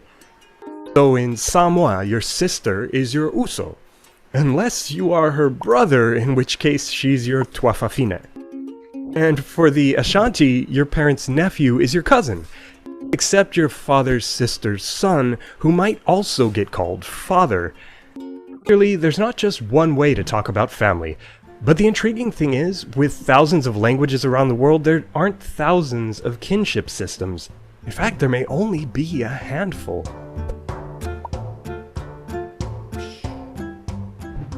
Let's start with you. You're generation 0. By your side, you have siblings. Let's give you a brother and a sister. One generation up, we meet your parents, mother and father. They have their own siblings, your aunts and your uncles. Up one more, and oh, look, your grandparents. Okay, back to your uncle and aunt. Their children are down in your generation, and they are all cousins, no matter which aunt or uncle on which side of the family. What we just described is the Inuit kinship system. No, not English, though we do use this system. See, traditionally, the world's languages are grouped into 6 kinship systems. Languages in this Inuit system treat close family differently from family to the side of them, their collateral kin. Now imagine if we dropped this lineal collateral distinction. The terms for aunt and uncle would become indistinguishable from the word for parent, and siblings and cousins would use the same terms for each other, which is exactly what happens in Hawaiian kinship. It cares about something else too. Are you a brother or a sister? If you're a sister to your sister or a brother to your brother, you use one word, kaikuaana. But a brother to a sister or a sister to a brother, they have their own brother or sister words. That's still not enough though. You also need to respect age. In Hawaiian, there's one sameness word for an older sibling and a different sameness word for a younger sibling. The younger brother of a brother or a younger sister of a sister are kaikaina. Whew. Well, just like English has Inuit kinship, there are other languages that use the Hawaiian system too. Remember the Samoan word uso, which is sometimes shortened to us? That's for sibling sameness too. This can get confusing. Here, let me make you a chart. Save it and please review it before you ever try and translate brother or sister in a Malayo-Polynesian language. Notice how these two systems we've been using lump terms together. So many distinct people under the same word cousin. So many different people getting called auntie and uncle. What if we broke these apart? What if we gave unique terms to every single relation from yourself on the tree? Your wish comes true in the Sudanese kinship system. If you studied Latin, maybe you tried to map ancient family terms onto your English ones. Or Inuit ones in English. It's a strange world. But the old Romans didn't talk about family that way. They had distinct terms for each of your various aunts and uncles and cousins. Your mother's sister is not your father's sister, after all. This isn't just some ancient system. Today, Chinese kinship terms are at least as descriptive as this. Plus, they demand you pay attention to age. Just imagine the piles of basic kinship terms Mandarin has because of this. I've even read that finding the shortest path between kin members in your family, answering questions like, what do you call your mother's uncle? That gets tricky enough that you're better off using computer algorithms to solve it. But hey, at the very least, everyone is clearly labeled. Okay, a simpler one. Start from our terms, but then switch up how you label your parents' siblings. Your father's brother is also called father, and your mother's sister is your mother, too. It's their opposite sibling that gets the auntie-uncle status. Your father's sister is your aunt, and your mother's brother is your uncle. Logically, the children of your mother's sister and your father's brother become your siblings, but your father's sister's children and your mother's brother's children are your cousins. The result is the Iroquois system, and it draws a very clear line between parallel cousins and cross cousins, right there in the everyday vocabulary. Why would you want a system like this? Well, you might want it if you culturally pay attention to cross versus parallel cousins, because you consider cross cousins marriageable partners, but you keep your parallel cousins out of it. The Ashanti Kingdom in Ghana have a similar system, but as the British learned through experience, there was a small but critical difference. The Ashanti king inherits a royal throne called the Golden Stool. British colonizers were eager to groom some regal allies, so they sent the king's sons away for a good English education. But they were left scratching their heads when the Golden Stool skipped right past these princes. See, when your father passes away, the next in line to take care of things is his sister's son. That's right, on his death, your cousin becomes your father. When that happens, it's a kind of crow kinship. You're still de-uncling your father's brother and de-aunting your mother's sister, just like in Iroquois, but you do something very interesting on your father's side. Your father's sister is your aunt, okay, but here's where it gets strange. Her daughter is also your aunt, and her son is your father. It's rare for terms to cut across generations like this, but in the Crow system, aunt and father do. The normal reason given is that Crow kinship pays attention to maternal lines through the father's sister. If only the British had known. You could do the opposite of this, or the mirror image. Start from Iroquois again, but this time use the same term for your mother's brother and for your mother's brother's son, calling both of them your uncle. And so who ends up being your uncle's daughter? The mother's brother uncle, not the cousin uncle. She is your mother. This is called Omaha kinship, and if we're gonna blame mom's sister for Crow, we'll chalk this one up to patrilineal societies. Earlier on, I told you there were traditionally 6 kinship systems. So then, we're done. Hold on. Consider this kin system from South India. It seems like just another Iroquois system. Parallel cousins are siblings, and cross cousins are cousins. But watch what happens when we zoom out and take a wider look. There's even more crossness going on. This is Dravidian kinship, a system that's said to prefer cross-cousin marriages. It's complicated if you focus on you, but keep that goal of marrying your cross-cousin in mind and go up a generation. Think about the cross-cousins your parents could have ended up marrying. Let's circle all the cross-cousins who were their potential spouses.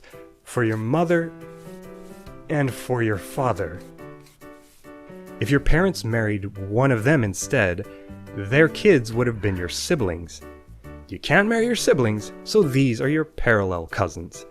The ones your parents couldn't marry would give you cross cousins, and marriage material for you. That is the opposite of what we'd expect from an Iroquois system, father's male cousin and mother's female cousin having kids that are your parallel cousins, while their opposite cousins have kids who are cross cousins to you. Whew. Well, there you have it, our world's 7 kinship systems. At least that's the traditional count. But before I let you go, what about these questions that kept coming up as I spent my nights researching kinship for you?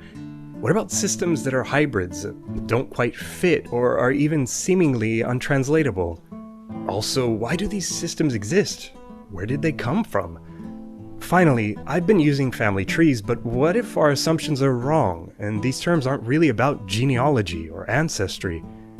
Now, I don't mean to sell you a rug just to pull it out from under you, but these questions would make a great follow-up, which is something you can vote for if you are my patron. On Patreon, you can grab some unique rewards and stay updated about Native Lang. Like this time I posted about a kin term explorer I coded for you. If you're a patron, you should definitely come try it out. Thank you to patrons for voting for this video, and to everyone, until next time, may you and your... Stick around and subscribe for language. Okay, so let me just switch that off. Yeah, I'm going to test you on all of that next week. Well, that made me spin for a while. I'm not marrying anyone, so it doesn't matter. That's the definite conclusion to draw from that one. I'm really Don't interested. marry I have anyone. some really beautiful cousins, so I'm really interested. Joking. Joking.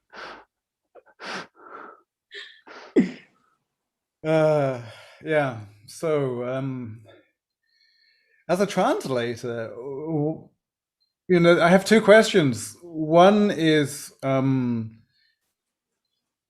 what do we do when something like that, it may be these kinship terms, it may be something to do with types of cheese, but there's going to be something that's a central feature to the book that we've got to translate, where we know, okay, this is a bit like this, this is going to get complicated.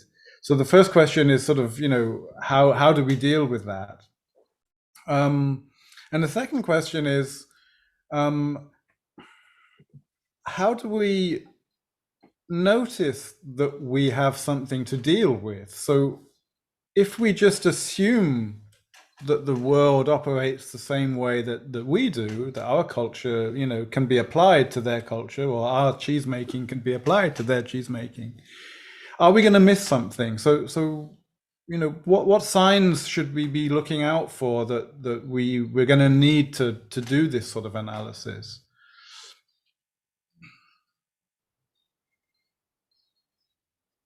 Or how are we going to build something into our translation process to make sure that we don't miss that,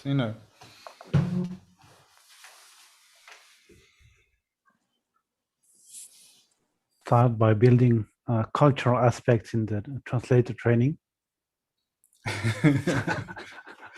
Yeah, I mean, if you're learning one culture, or one set of cultures, one set of languages, if you're looking at the Tibetic cultures, yeah, definitely, it can be built in, can't it? Well, as a minimum, just knowing that these differences exists makes, just knowing them makes you wary every time you start hearing names of different things that change. Like, for example, you start seeing different names for brothers and everything. You at least know that there's going to be some differences. There's a probability of differences.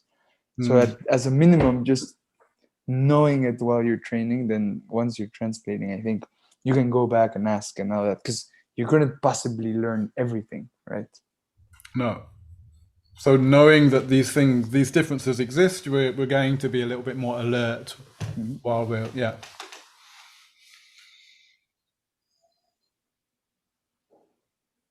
And then whenever we see that something is kind of improbable is happening in, let's say, the story or what we are reading, then think, okay, maybe this is something that I'm missing. Maybe there's this hints at some functioning that I'm not aware of.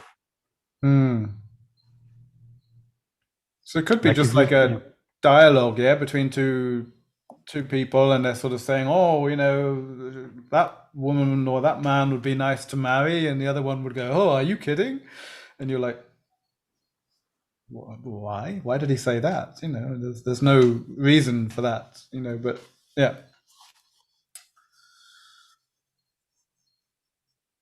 Or to take the example above, if we see that this person is calling mom someone who has the same age or is younger. Yeah. I like the sort of the tradition of uncle, you know, and like when I was in Taiwan and Tibet, I was sort of like uncle to people, you know, to young, you know, to children basically of my friends, you know, and I wasn't related to them at all, but it was just, you know, a good friend of the family, and he's male and he's older and therefore he's uncle, you know. And I was like, oh, that's nice. And I realized that. Sorry, we have that same thing in Mexico. Right. All of my father's friends, I call them tío or uncle. Ah, okay. All of them, and it's the same word as my father's brother. Okay. And even if he's not that much of my father's friend, but he's very respected, or he's known but respected, I would still, in some cases, say tío. But Okay. there you're kind of going in murky waters, because you might be saying something that's kind of pretending to be overly familiar. Right. But it's actually quite complex with us. At least tío and tía for uncles, Yeah. for our parents' relations. You really have to kind of know your way around it. Yeah. I realized in the UK also that it's potentially problematic, you know, because there's a sort of a risk, you know, of something a bit sort of very unsavory there when you have an older male who somehow, you know, you're in this, there's this older male who's not a relative who lives in the same street, and the child is calling him uncle, and people start to get very suspicious about what might be happening there. Really nasty stuff. So it's like, it's very, very dangerous waters there. Huh. So, okay, so Yeah, we've, right. you know, sorry. No, that's interesting. That not that connotations here in Mexico, but yeah, interesting. Yeah. If we are aware of this, so we know that we're going to have to, you know, do some research, be aware of these terms for relations or for types of cheese or whatever it may be that we, you know, have realized, okay, you know, in this culture there are, you know, very special words for this. When are you going to do this research? Are you going to do this before you start? Are you going to do this every time you find a word? What sort of, how's this going to affect your translation process? Could you repeat that, please? Yeah, I mean, let's say that we know that there are different words that we're going to have to translate, like different types of uncle or different types of cheese making or whatever, in the text, in the book that we're translating. When are you going to build into your translation process the work that you need to do to solve this problem?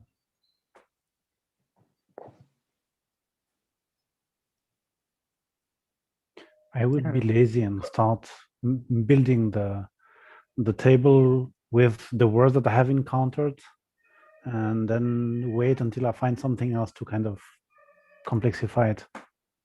Okay, but you would make an empty table to put on the wall, and Yes. then every time you Yes. find one, you would Yes. fill it in a bit. Yeah. But Well, it's, knowing me, I would probably just highlight all of them and then just think about it at the end. Like once a few drafts have gone through, I'd probably just after reading it a couple of times, I try to get a sense of it and then just spend a lot of time on it to try to get it. Not sure.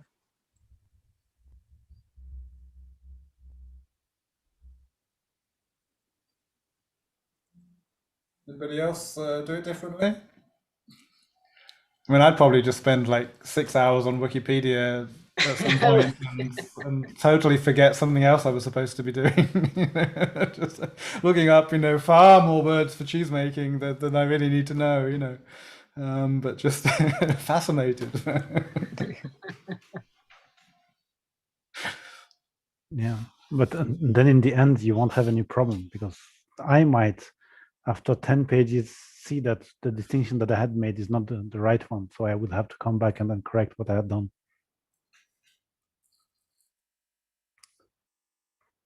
Nerea, what would you do? Your legal training. I never encountered this thing of translating such different things that it requests research. So I didn't even wonder about it. Now that we talk about it in class, I may be tempted probably first time or second time I read the text, the whole of it. If you see that is something that you don't quite know about, like if it's a family story and you see coming different relations, I may be, looking at it and trying to understand how this works before diving in the text, exactly trying to relate them before going in the text, just to understand while I'm reading who is doing what, who is who. But I've never done it. We have encountered a similar situation recently in area with Tianang and Wang. Yes. Initiation or empowerment or transmission. And so we didn't build up a table, but I think that could have been useful. You said the definition was not clear in Tibetan. Yeah, even in Tibetan, it's not that clear. Katarina, how would you deal with this problem?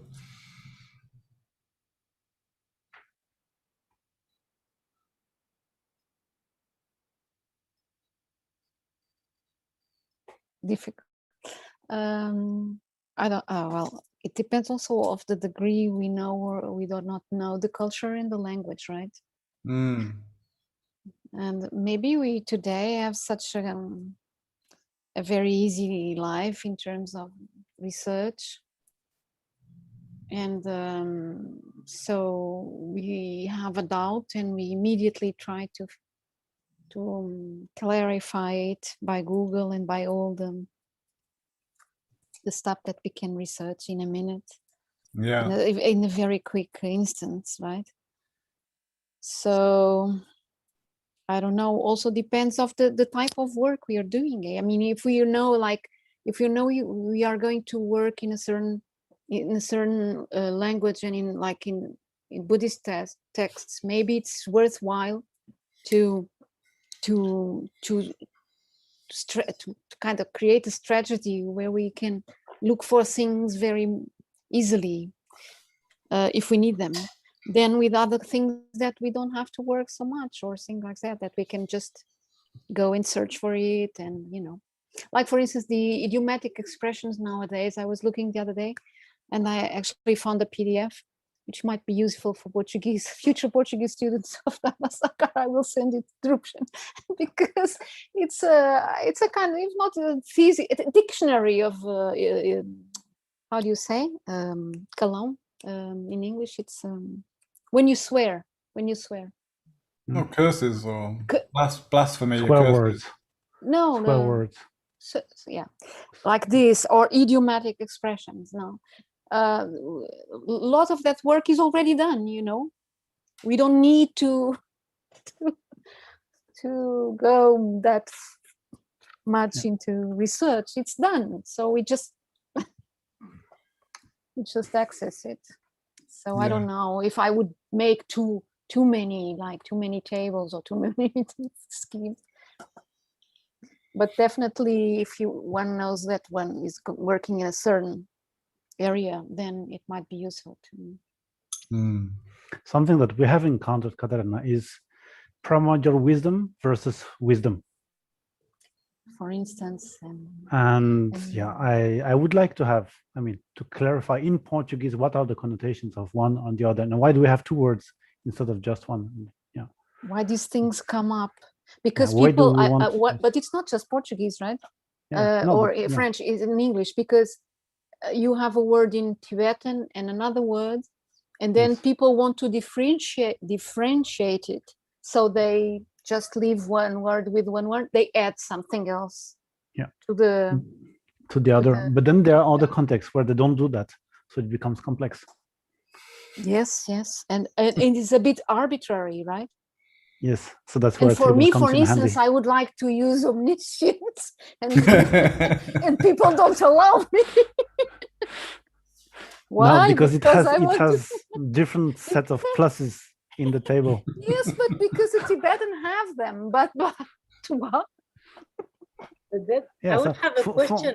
Yes, for this kind of thing, I think it could be really handy, because then we can visually see what are the differences. My question would be that one: how would you put this information to be clear, visual, but at the same time that you can find later when you do research? Oh, a Google spreadsheet. Okay. Yes, just like this table. Like for the one, now you gave me an idea. Let's go and do the one for the one. Yes. Because I thought about it, that to distinguish when you get the jena, when you get the one, but even if it's not so clear, to make an attempt. Yes, sure, yeah. But what form then? You take a Google sheet and then you can go back to it. You can search later. Yes, then you can just open the file. But the idea is that you put, instead of the names here of the father, grandfather, etc., then you would have empowerment, transmission, chenang, and then also the Tibetan words. So the translated words and the Tibetan words, and then you have a set of criteria that you put horizontally, and then you tick which word has which criteria. Okay. And then once you see the Tibetan words, you'll see all the ticks that Tibetan have. Then you can try to find in English or in Spanish the word that has the most similar kind of set of ticks in the same places. And then you can say, okay, well, I like it. I have to do it. Then I'll know. Yeah. Okay. Do you have? I have done one here. This was for, maybe it's going to be helpful. It is for Pumbo. So I have the Tibetan here, which is aggregate, and then you have what is it here? Agregado. Yeah. And then you have aglomerado. Oh yeah. Okay. And so you see that, so this is the meanings of the Tibetan, and then there are meanings that aglomerado and agregado have, these three here, that the Tibetan Pumpo does not have. So then by choosing which word stays closer or has the least kind of negative senses on top of that one, of that list, then we can decide which word we want to choose. Oh, that's interesting. I never saw that. So is there a useful way to turn this into the homework for next week? Or I'm not sure exactly how many words or what you're working on. Actually, yes. Yeah, this is, well, we have to think. No, because it's directly relevant, and it's a direct sort of practice of what is what we've just been looking at. More useful to do it for these words than for family terms or types of cheese, Yes, sure. Yeah. There will be, there's a lot of material that is available, and we have seen already that we can do. Yeah, it's like when we're hesitating between two synonyms, we can just make something like that and then see in the dictionary what connotation this word has on top of the other. see the list of ticks from the original word and then compare visually and see, okay, I prefer this one here because of that. Okay, well, I'll leave that with you to try and figure a way of, you know, making that into some useful homework for you all to work on. I would encourage. Oh, just one point, a little aside. You mentioned dictionary.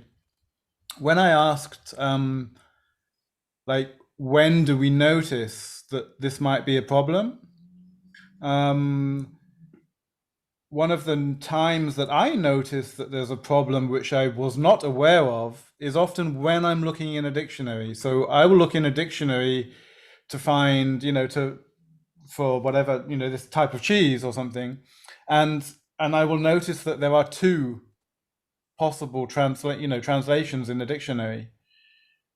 And that's when I suddenly realize, aha, okay, maybe I have to look both of them up in Wikipedia or some monolingual source, you know, to find out what both of these mean and start to do this comparison. So looking in a dictionary is actually a moment when I sometimes realize, okay, there's two words for uncle. What's the difference? I'm gonna have to do some research here. So I just wanted to mention that. So back to the homework. I would encourage you, when you decide on these terms that you want to explore and look at the properties of the Tibetan and properties of your Spanish or Portuguese equivalents, I would encourage you to try out different answers to Nerea's question, which was, how do we organize this? So a Google spreadsheet may well be the way you start, or it may well be the solution, but it might be worth trying something different. So you might want to draw sort of overlapping circles, or you might want to draw a family tree, or some other sort of visual depiction of this. And if you're doing that somehow on the computer, then you can also still search it later, you know. So if I make sort of family trees in PowerPoint or something, the text is still searchable, you know. I mean, there's still possibilities there, and it might be a more useful diagram for me than a list of crosses and ticks in a spreadsheet. Spreadsheets, some people really like them, some people really hate them. You know, they have their uses, but we shouldn't get trapped in them just because they're there. Okay, so that's enough for today. I think we've done some lots of analysis. Are there any questions before we finish? I'll leave the homework open for you to.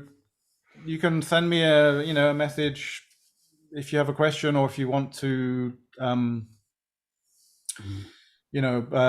me what you're doing or what you've decided, but I'll leave it for you to sort of work on a bit more flexible this week, so that you can build it into your other sessions, or plan, what in your other sessions you can make notes and say, we'll do this on Wednesday, however you want to organize it. But could you give, like, in a sentence or two, just the guidelines of what we're looking for? Just like.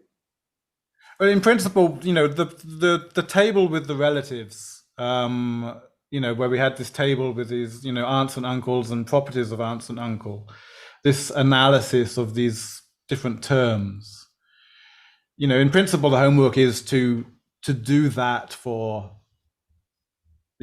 something, but I don't want to tell you to do it for uncles and aunts, because it's not very useful. But you have lots of Buddhist terms which may be causing problems, like wisdom. There's overlaps between different types of wisdom. There's overlaps between different types of initiations and empowerments and things like this. So to start to work on whatever you notice there. I'm sure Dripchen has some ideas. Maybe if it's not as just one is as complex, maybe we could do small clusters of, like, small like small that. tables, like 2-3 lines, And then do- two, of three like, words, and then that's for that's example, enough, like one yeah. is wisdom, one is empowerment, yes. one is Yeah. like Yes, just yes. a couple of them, just because if not, it'd be like just Yeah, few no. words. Yeah, yeah, a few clusters, whatever's Okay. useful for you. Yeah, so we're carrying on with the same chapter basically.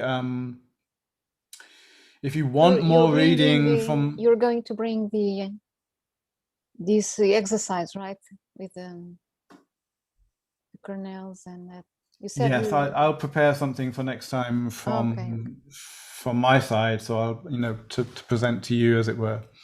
Yes, so that we can.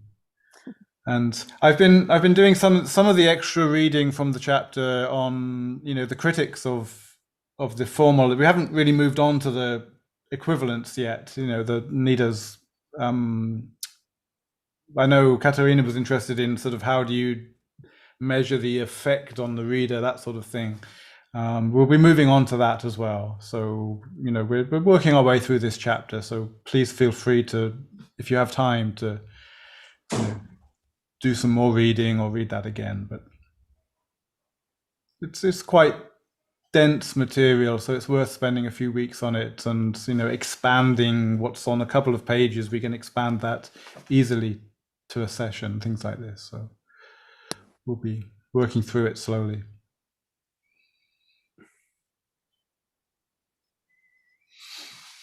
Okay, thank you.